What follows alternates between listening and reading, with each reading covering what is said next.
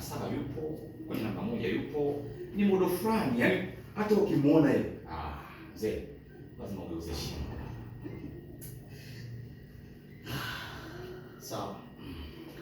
Na ulipozungumza na Mazubeda alikushauri nini? Alikwambia nini? Mazubeda nimeongea naye na kanipa ushirikiano mzuri. Alichoniambia kwamba yule ni mdogo wake.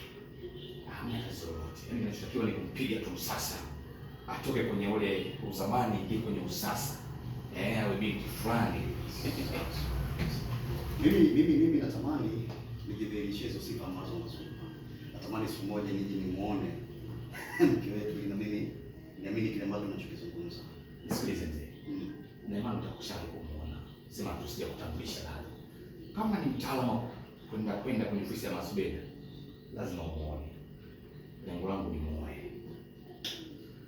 Wazo zuri sana mzee. Hilo ndio jambo la msingi. Unajua sasa hivi umri wetu sisi ni tukiwa tukae na wanawake, sio tunaanza kwenda danda kama mbele. Sasa mzee, mimi leo naondoka na hii. Wenda. Sawa. Taarifa. Imeisha hiyo. Kweli msanii ni msanii.